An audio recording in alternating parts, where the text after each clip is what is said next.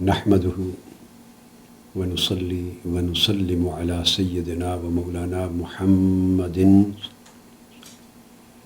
رسوله النبي الأمين المكين الحنين الكريم الرؤوف الرحيم. أما بعد، بسم الله الرحمن الرحيم. معزز سامعین و ناظرین، الحمدللہ تعالی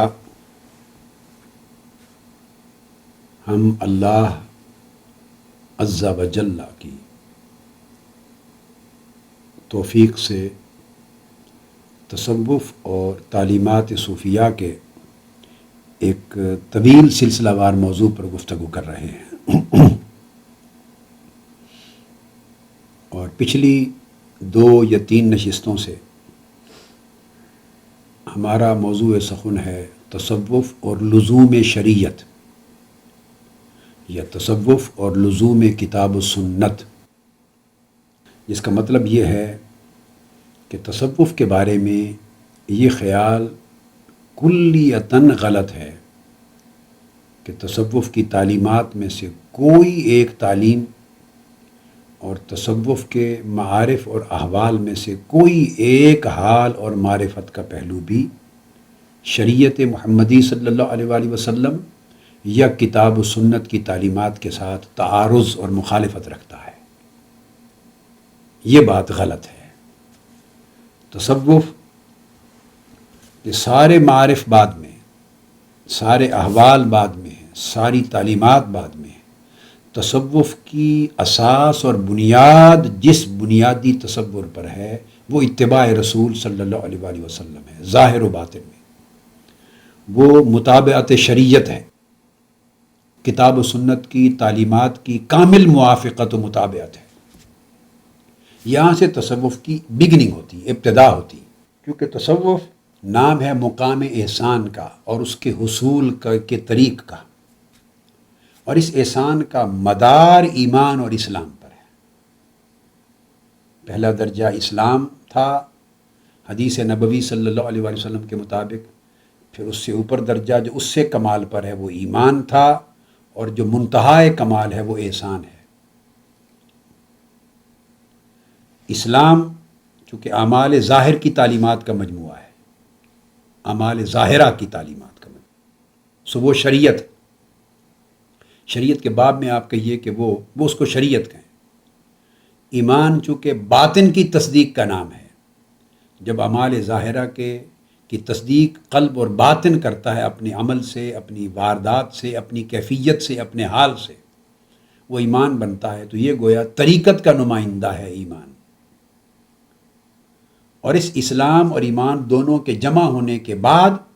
جب ان کے اثرات اور ثمرات اپنے منتہائے کمال پہ پہنچتے ہیں تو بندہ درجہ احسان کو پاتا ہے، اور وہ درجہ احسان وہاں سے تصوف کا مضمون شروع ہوتا ہے۔ تو تصوف تو وہ پھل ہے جو شاخوں پر لگتا ہے جا کر، اور شاخیں کبھی تنے کے بغیر نہیں ہوا میں معلق نہیں ہوتی، اور تنا کبھی جڑ کے بغیر نہیں ہوتا۔ تو درخت ہے پورا، اس کی ایک جڑ ہوگی، اس سے ایک تنا ہے، تنے سے شاخیں نکلتی ہیں، تو شاخوں پہ پھل لگتے ہیں، ثمرات ہوتے ہیں۔ یہ اسلام، ایمان اور احسان کا ایک تینوں مراتب کا باہمی ربط ہے۔ یہ شریعت، طریقت اور حقیقت کا ایک باہمی ربط ہے۔ لہٰذا تصوف کبھی بھی کسی حال میں بھی، کسی استثنائی حال میں بھی شریعت کے خلاف نہیں ہو سکتا، کتاب و سنت کی تعلیمات کے منافی نہیں ہو سکتا۔ اگر کوئی چیز آپ کو کسی کے قال یا حال میں، دعویٰ میں ملے تحریراً یا تقریراً، تو اس کو رد کر دیں، مگر رد کریں اس کی سمجھ، اس کا قول، اس کا اعتقاد اور اس کا خیال سمجھ کر، اسے تصوف سمجھ کے رد نہ کریں، کیونکہ وہ تصوف ہے ہی نہیں۔ یہ وہ بنیادی مضمون ہے جسے علامہ ابن القیم کی کتاب مدارج السالکین کے حوالے سے ہم جس کا مطالعہ کر رہے ہیں، مدارج السالکین کی جلد 2، میں نے پچھلی نشست میں یہ کتاب دکھائی تھی اور اس کی وضاحت کی تھی کہ یہ مدارج السالکین علامہ ابن القیم کی 3 جلدیں ہیں، اول، دوم اور سوم، 3 جلدیں، اور یہ شیخ الاسلام ابو اسماعیل عبداللہ الانصاری الحروی کی کتاب منازل السائرین جو تصوف کی عظیم ٹیکسٹ بک ہے، اس کی شرح ہے۔ اس میں انہوں نے تمام اقوال جمع کیے، اپنے استاذ علامہ ابن تیمیہ سے لیے ہیں، اور براہ راست اس طرح امام ابو القاسم القشیری اور امام ابو عبد الرحمن السلمی اور اس طرح علی ذی القیاس امام ابو نصر سراج الطوسی صاحب کتاب اللمع اور دیگر ائمہ تصوف کی کتب سے لیے ہیں۔ اب یہاں وہ پچھلی نشست میں ہم نے اپنی گفتگو ختم کی تھی حضرت سری سقطی رضی اللہ تعالیٰ عنہ کے قول پر، جس میں انہوں نے فرمایا کہ تصوف نام ہی 3 معنوی حقائق کو جمع کرنے کا ہے۔ 3 معنوی حقیقتوں کا نام تصوف ہے۔ پہلی معنوی حقیقت یہ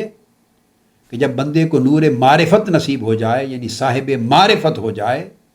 تو تب بھی اس کی معرفت کا نور احکام شریعت کی جو ظاہری پابندی تھی اس کے نور ورع کو بجھانے نہ پائے، اس کو دبائے نہیں،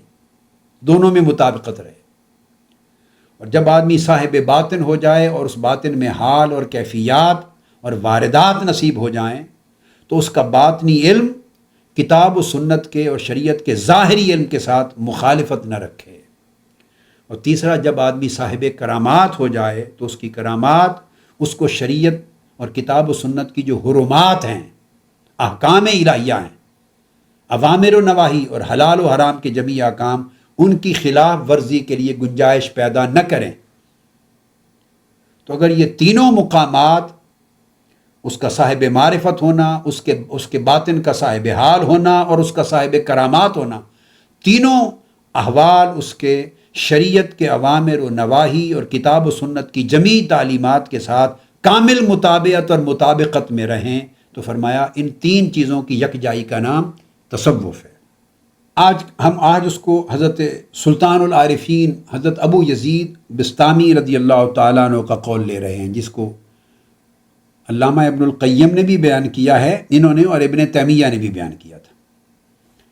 تو ابن القیم بیان کرتے ہیں کہ امام با یزید بسطامی رحمۃ اللہ علیہ نے فرمایا، آپ فرماتے ہیں کہ اگر تم ایک ایسے شخص کو دیکھو جس کے پاس کرامات ہیں،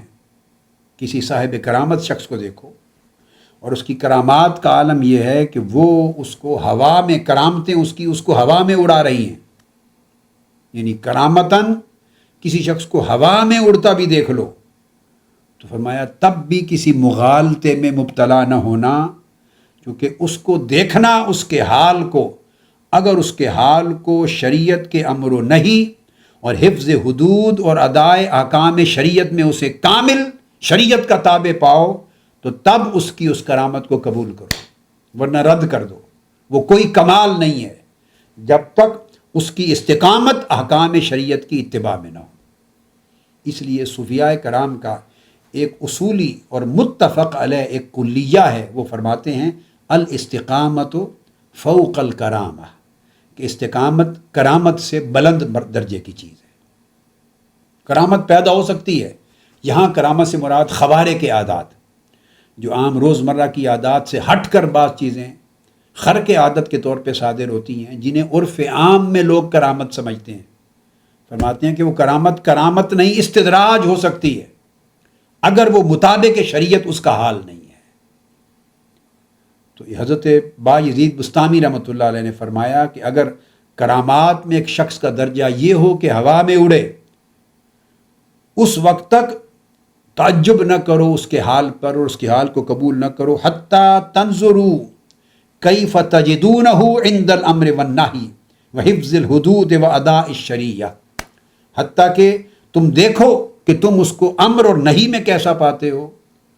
اور احکام اسلام کے حدود کی پابندی میں کیسا پاتے ہو، اور اوامر و نواہی شریعت کی کامل ادائیگی میں کیسا پاتے ہو۔ تو گویا کرامت کے قبول کرنے کی شرط بھی مطابقت شریعت ہے۔ تو صاف ظاہر ہے پھر اور قول یا کوئی اور بات خلاف شریعت، اس کی گنجائش تصوف میں کس طرح ہو سکتی ہے؟ بعض لوگوں نے تصوف کو اور صوفیاء کرام کو بدنام کرنے کے لیے، بعض مخالفین تصوف نے، منکرین نے، اور میں آگے چل کے ریفرنس دوں گا، کتب سے ریفرنسز دوں گا کہ پرانے وقتوں میں، آج سے 600-700 سال 800 سال پہلے کی باتیں ہیں، تو پرانے وقتوں میں شیخ اکبر محی الدین ابن العربی رضی اللہ تعالیٰ عنہ اور ایسے بہت اکابر اولیاء صوفیاء کے زمانوں میں جو یہود تھے، جب اسلام کی فتوحات ہوئی ہیں تو انہوں نے ہر طرح کی تو انہوں نے بعض کی کتب، چونکہ کلمی مخطوطے ہوا کرتے تھے اس وقت، پریس تو نہیں تھے، چھپتی نہیں تھی کتابیں، مخطوطات جس کے ہاتھ آئیں تو انہوں نے 10 کی، اور ان کے مخطوطات میں ٹیکسٹ میں رد و بدل کی، اپنے کاتبوں سے لکھا کر کتابیں لکھ دی، نسخے نئے بنا دیے، اور اس میں اپنی طرف سے خلاف شریعت، خلاف کتاب و سنت، خلاف اسلام باتیں درج کر دی۔ بڑے بڑے جلیل اور قدر علماء، محدثین، فقہاء اور محققین نے ان کا بیان کیا ہے،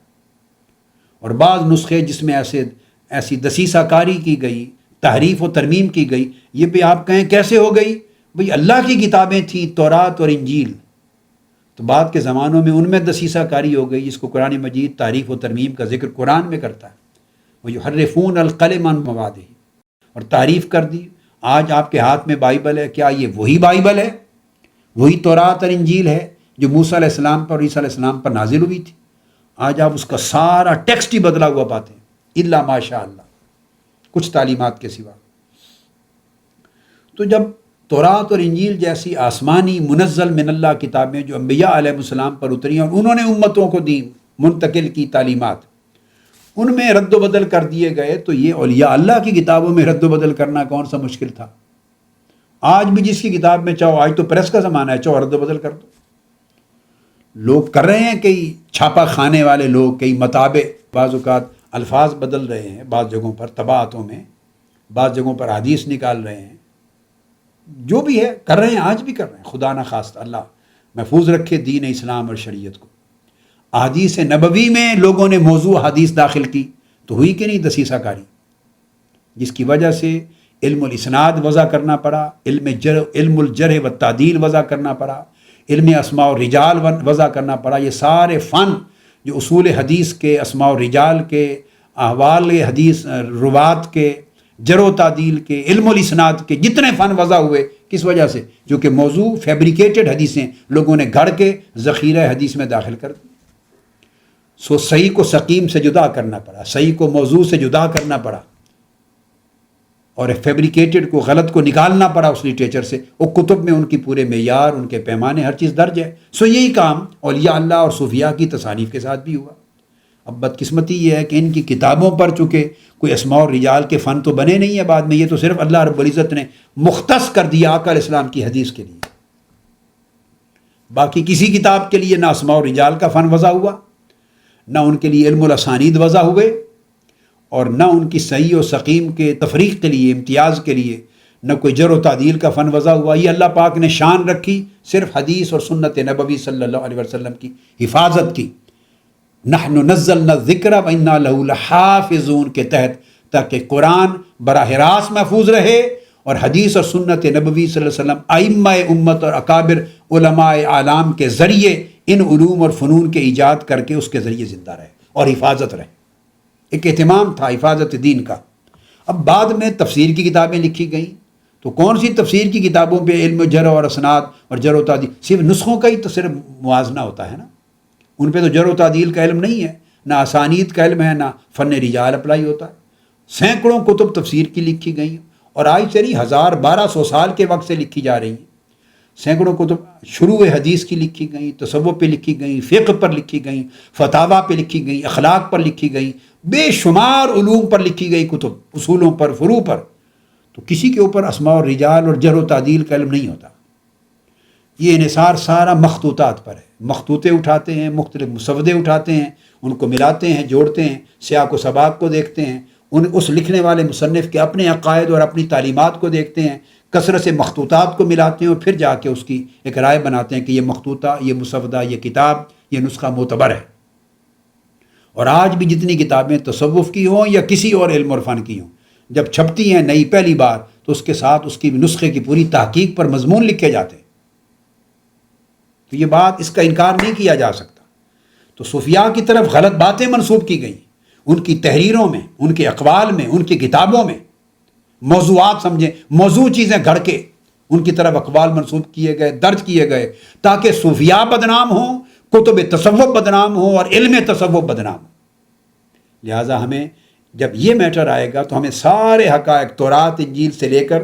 کتب حدیث تک اور حدیث نبوی تک ان تمام چیزوں کو، تاریخ کی پوری حقیقت کو سامنے رکھ کر بڑے اخلاق سے، دیانت سے،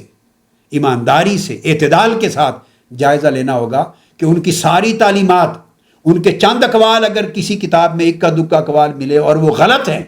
شریعت کے خلاف ہیں، اور وہ سارا عقیدہ ان کی کتابوں میں ہے کہ ہماری کتاب میں میری نسبت کوئی بات خلاف شریعت منسوب پاؤ تو رد کر دو، تو پھر اس کے اس عقیدے کو معتبر سمجھیں گے یا اس ایک قول کو جو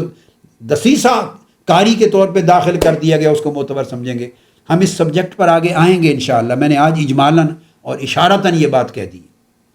تو تصوف کی طرف غلط باتیں منسوب کی گئی صوفیاء کی طرف، تو اس کے لیے ایک پیمانہ معلوم ہونا چاہیے کہ وہ تصوف کا حصہ نہیں ہے۔ جیسے موضوع حدیث منسوب کی گئی وہ حدیث نبوی کا حصہ نہیں ہے، ان کو رد کر دیا جائے گا۔ اور کوئی اب یہ نہیں کہہ سکتا کہ معاذ اللہ حضور نے ایسی باتیں فرمائی یا حدیث ایسی ہوتی ہیں، نہ، وہ حدیث ہیں ہی نہیں۔ انہیں عرف عام میں منسوب کرنے کی بنیاد پر سمجھا گیا، وہ موضوع تھی، انہیں رد کر دیا گیا، وہ اباطیل ہے، وہ کذب ہیں، رد کر دیا۔ اسی طرح ایسے غلط اقوال جو خلاف شریعت بعض صوفیاء کی طرف منسوب ہوئے، ان کی کتب میں داخل ہوئے، وہ اباطیل ہیں، وہ کذب ہے، اس کو رد کر دیا جائے گا، وہ تصوف کا حصہ نہیں ہے، نہ وہ اکابر صوفیاء کے معتقدات ہیں۔ اس لیے انہوں نے کیس لڑے ہیں ابن تیمیہ اور ابن القیم اور اس طرح کے اور بڑے محققین نے، حضرت امام دقیق العید نے اور عبدالعز بن عبدالسلام نے، تو بڑے بڑے ائمہ محدثین اور فقہا نے ان کے کیس لڑے ہیں، امام جلال الدین سیوطی نے، اکابر نے، امام قرطبی نے اور امام شاطبی نے، بڑے بڑے ائمہ علماء محدثین نے کیس لڑے ہیں، ڈیفینڈ کیا ہے کہ ان کی کوئی بات خلاف شریعت نہیں ہوتی صوفیاء کی، سو جو ملے اسے وہ غلط منسوب کی ہوئی بات سمجھ کے رد کر دیا جائے۔ اب یہاں امام احمد بن ابی الحواری کا قول لائے ہیں علامہ ابن القیم، وہ فرماتے ہیں من عمل عملا بلا اتباع سنت فباطل عملہ، وہ فرماتے ہیں کہ جو شخص اتباع سنت کے خلاف کوئی ایک عمل بھی کرے جو اتباع سنت اور اتباع شریعت کے خلاف ہو، فرمایا اس کا عمل عملہ باطل، عملہ باطل، عملہ باطل، اس کا عمل باطل ہے، وہ رد کر دیا جائے گا، وہ تصوف میں قبول نہیں ہے۔ پھر امام ابو عثمان النیشاپوری ان کا قول لائے ہیں، فرماتے ہیں کہ تصوف کیا ہے، لزوم شریعت و لزوم کتاب و سنت کے باب میں فرماتے ہیں تصوف ہے الصحبۃ مع اللہ بحسن الادب ودوام الہیبۃ والمراقبہ والصحبۃ مع الرسول باتباع سنتہ ولزوم ظاہر العلم والصحبۃ مع الاولیاء بالاحترام والخدمہ ومع الاہل بحسن الخلق ومع الاخوان بدوام البشر ومع الجہال بالدعاء لہم والرحمہ۔ کہتے ہیں تصوف چند صحبتوں کے مجموعے کا نام ہے، چند رفاقتوں، چند سنگتوں، چند صحبتوں کے مجموعے کا نام تصوف ہے۔ پہلی صحبت اللہ کی حسن ادب کے ساتھ اور ہمہ وقت اللہ کے خوف و خشیت اور اللہ کے احکام کی نگرانی اور دوام مراقبہ کے ساتھ اللہ کی صحبت ہمیشہ قائم رکھنا، اور دوسری صحبت رسول اللہ صلی اللہ علیہ وسلم کی، آقا علیہ السلام کی سنت کی اتباع کے ساتھ اور شریعت کے ظاہری علم کو اپنے اوپر لازم ہمہ وقت لازم کر لینے کے ساتھ حضور کی صحبت میں رہنا، اولیاء اللہ کی صحبت ان کی عزت تکریم اور احترام کے ساتھ اور ان کی ادب و خدمت کے ساتھ۔ چوتھا اپنی اہل و عیال کی صحبت حسن خلق کے ساتھ، اچھے اخلاق کے ساتھ۔ پانچواں اپنے دوست اور احباب کی صحبت مسکراتے ہوئے چہرے، حشاش بشاش چہرے اور نرم طبیعت کے ساتھ۔ اور چھٹا عام جہال، ان پڑھ اور سادہ لو عامت المسلمین کے ساتھ نیک دعاؤں کے ساتھ اور ان پہ رحمت و شفقت کے ساتھ ان کی صحبت۔ فرمایا یہ 6-7 صحبتوں کا مجموعہ، اس کا نام تصوف ہے۔ تو گویا اللہ اور اللہ کے رسول کی صحبت، پابندی شریعت اور دوام اتباع سنت، اس کے بغیر اللہ اور اس کے رسول کی صحبت ہی تصوف میں ناممکن ہے۔ اسی طرح حضرت ابو عثمان النیشاپوری، ان کا ایک اور قول بھی روایت کیا ہے علامہ ابن القیم نے اور علامہ ابن تیمیہ نے۔ وہ کہتے ہیں من امر السنۃ علی نفسہ قولا وفعلا ناطق بالحکمہ ومن امر الہوی علی نفسہ قولا وفعلا ناطق بالبدعہ وقال اللہ تبارک و تعالی وان تطیعوہ تہتدوا۔ حضرت ابو عثمان نیشاپوری فرماتے ہیں کہ جس نے سنت رسول صلی اللہ علیہ وسلم کو اپنی جان پر، اپنے جسم پر، اپنی زندگی پر امیر بنا لیا، حاکم بنا لیا سنت رسول، شریعت رسول کو اپنے ہر قول میں بھی، ہر فعل میں بھی، اللہ پاک اس کے باطن سے حکمت کا چشمہ پھوڑ دیتا ہے، پھوٹ پڑتا ہے اس کے باطن سے، حکمت کا چشمہ پھوٹتا ہے، تو جب وہ بات کرتا ہے اس کی زبان سے حکمت نکلتی۔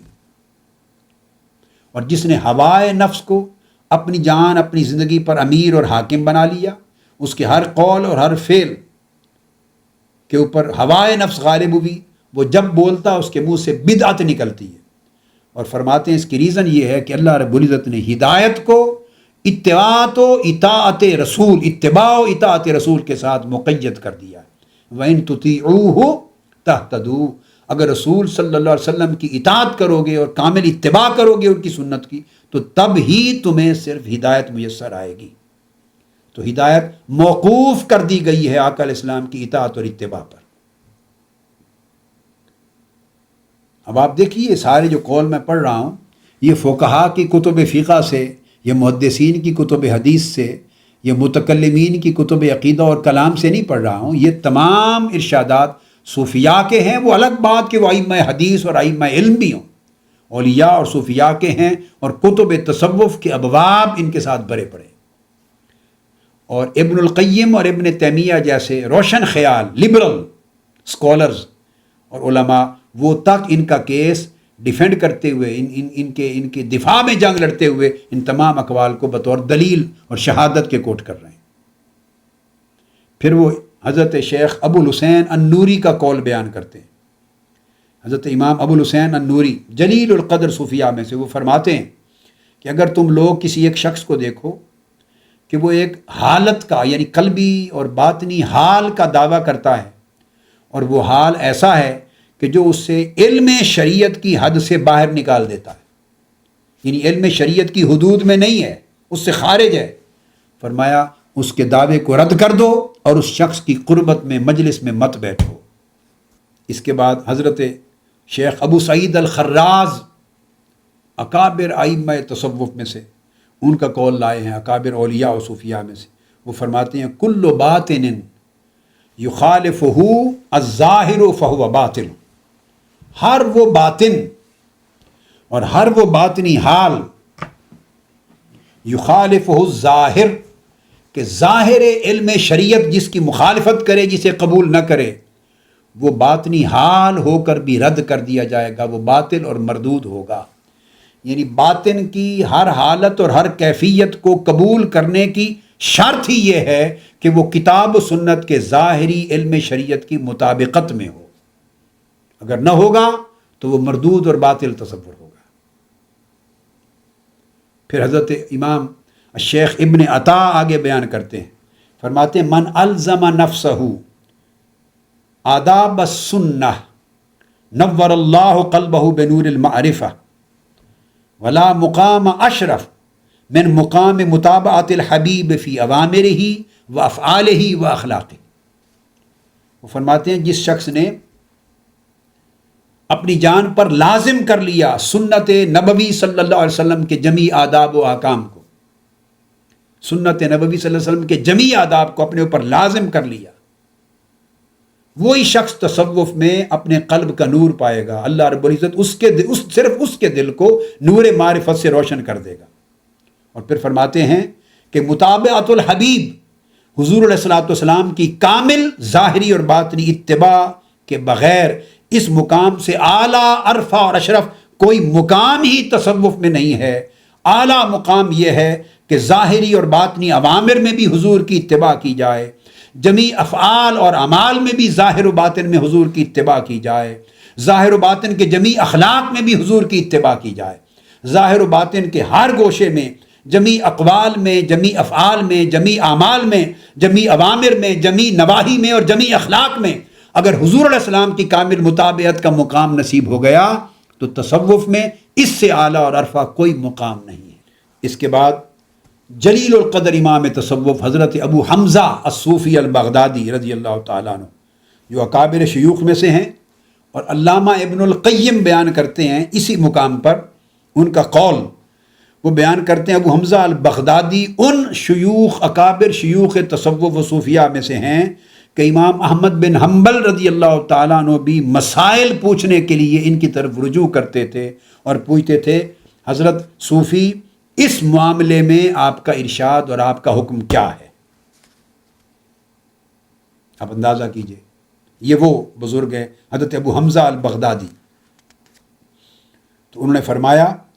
کہ لا دلیل طریق، تصوف کے طریق میں فرماتے ہیں لا دلیل علی الطریق الی اللہ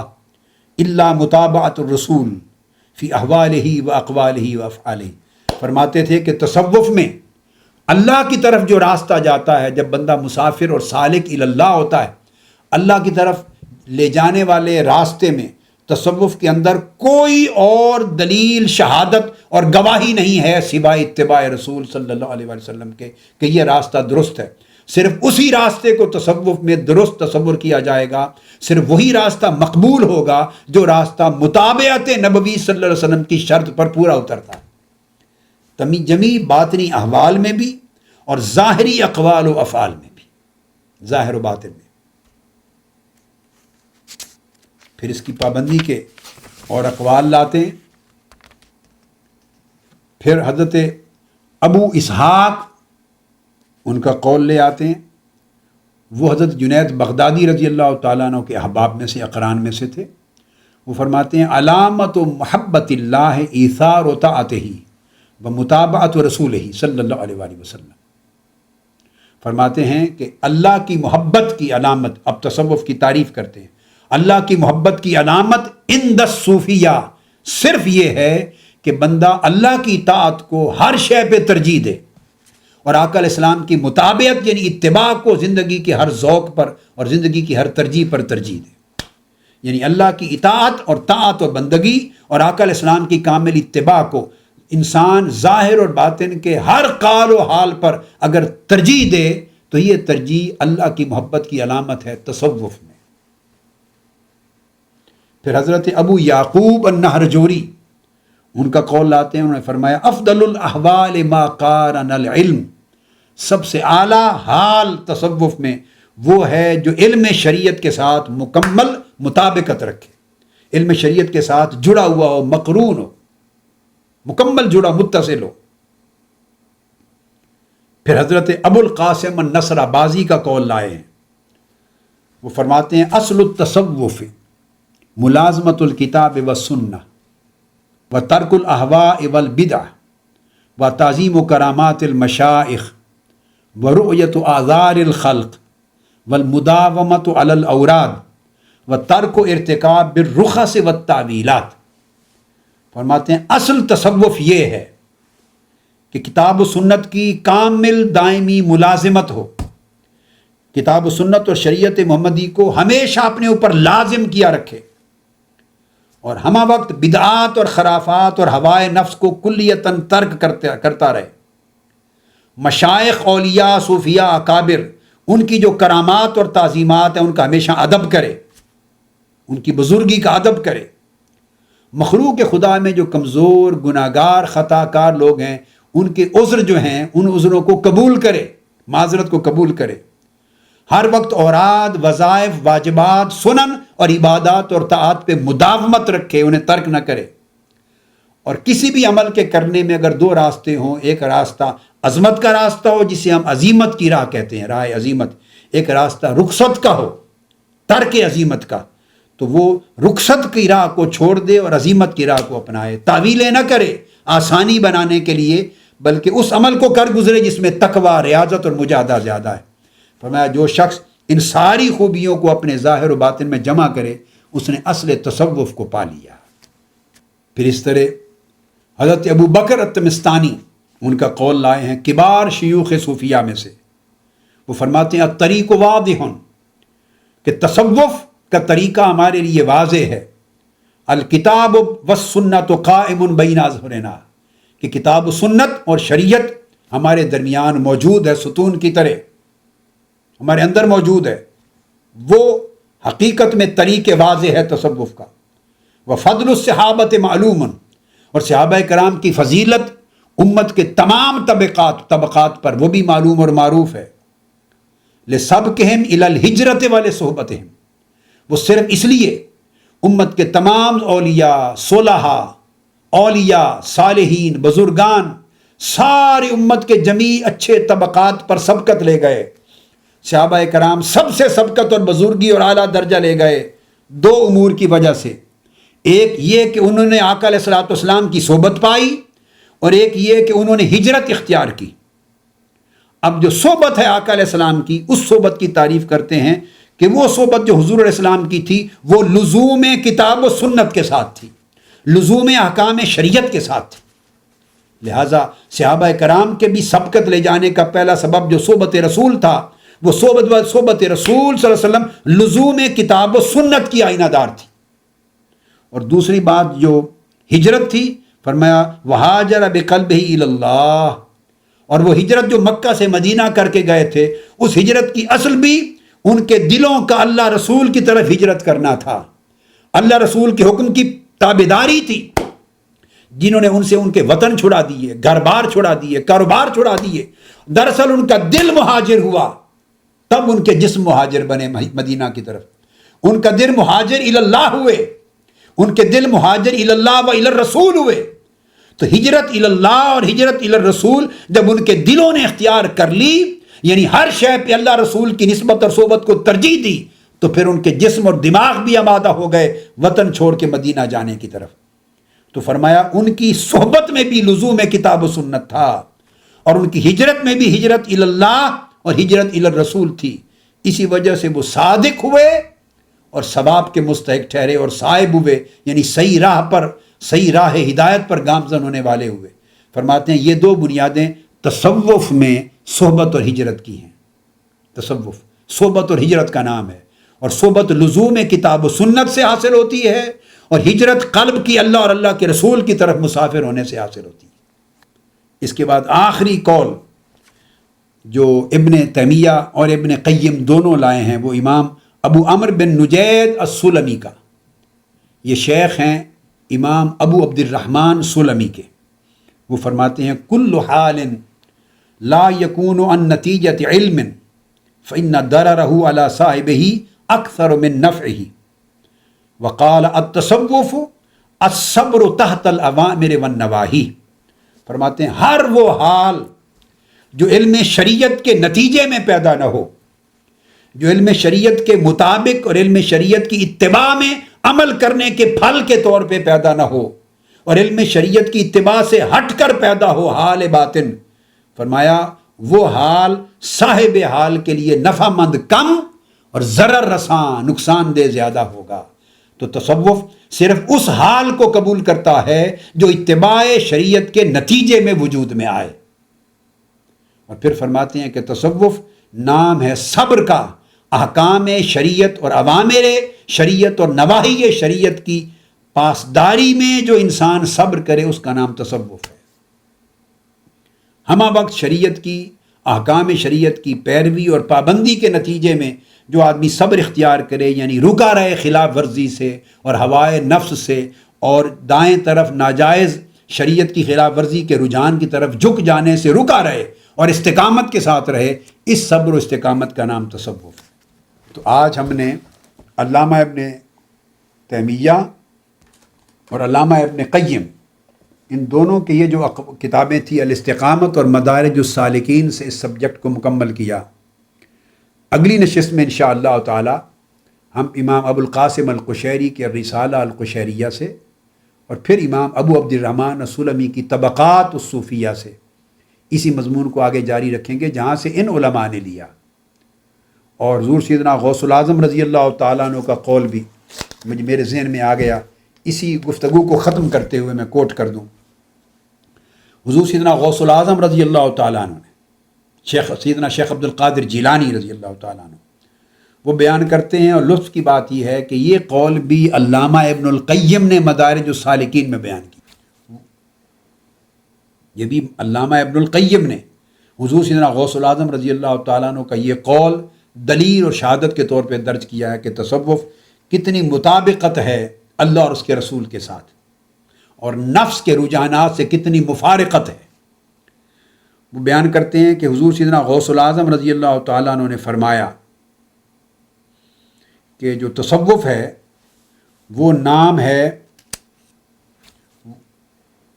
دو حروف کا، دو چیزوں کا۔ فرماتے ہیں کہ ایک حسن خلق حق کے ساتھ اور دوسری حسن خلق خلق کے ساتھ۔ ان دو قسموں کے حسن اخلاق کا نام تصوف ہے۔ حسن خلق یا حسن اخلاق کہہ لیجئے، دو قسموں کا حسن خلق تصوف کہلاتا ہے۔ ایک حسن خلق اللہ کے ساتھ مع الحق، اور دوسرا حسن الخلق مع الخلق مخلوق کے ساتھ۔ ان دو کی حقیقت کا نام تصوف ہے۔ اب حضور سیدنا غوث العظم شیخ عبد القادر جیلانی رضی اللہ تعالیٰ عنہ یہاں بیان کرتے ہیں کس طرح تصوف میں دونوں حسن خلق کس طرح جمع ہوتے ہیں۔ فرماتے ہیں کن مع الحق بلا خلق و مع الخلق بلا نفس۔ اے بندے، اے صوفی، راہ تصوف کے سالک، اگر تصوف کی حقیقت کو پانا چاہتا ہے تو وہ اس کا مدار حسن خلق پر ہے۔ حقیقت تصوف کا مدار حسن خلق پر ہے، اور حسن خلق تصوف کی نگاہ میں یہ ہے کن مع الحق کے بلا خلق، کہ حق کے ساتھ، اللہ کے ساتھ ایسا ہو جا، اللہ کی بندگی میں، اللہ کی طاعت میں، اللہ کی تابعداری میں، اس کی فرما برداری میں اللہ کے ساتھ ایسا ہو جا بلا خلق، کے تعلق باللہ میں کسی مخلوق کا دھیان درمیان میں نہ رہے، یعنی ریا نکل جائے کہ کوئی عمل اللہ کی طاعت کا تو مخلوق کے خیال سے نہ کرے، مخلوق کے دکھلاوے کے لیے نہ کرے، مخلوق میں معزز و محترم بننے کے لیے نہ کرے، مخلوق میں مقبول اور مشہور ہونے کے لیے نہ کرے، مخلوق میں کوئی مقام اور درجہ پانے کے لیے نہ کرے۔ الغرض جو زاویے بھی مخلوق کے آپ کے دھیان میں داخل ہونے کے ہو سکتے ہیں، ہر زاویہ سے مخلوق آپ کے دھیان سے نکل جائے اور دھیان فقط اللہ کے تعلق کے خیال سے معمور ہو جائے، تو یہ ہوگا کن مع الحق بلا خلق۔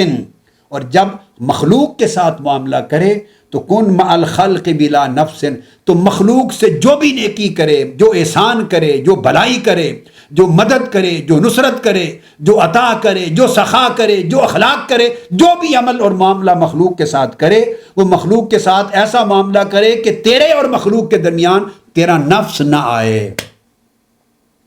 نفس نہ اکسائے تجھے مخلوق کے ساتھ یہ معاملہ کرنے پر، اس میں ہوائے نفس کا کوئی دخل نہ ہو۔ تو جب تیرا معاملہ مخلوق کے ساتھ ہو تو وہ حسن خلق پر مبنی ہو، اور حسن خلق مخلوق کے ساتھ ایسا ہو کہ اس میں نفس نہ رہے، اور حسن خلق اللہ کے ساتھ ایسا ہو کہ اللہ کے معاملے میں درمیان میں خلق نہ رہے۔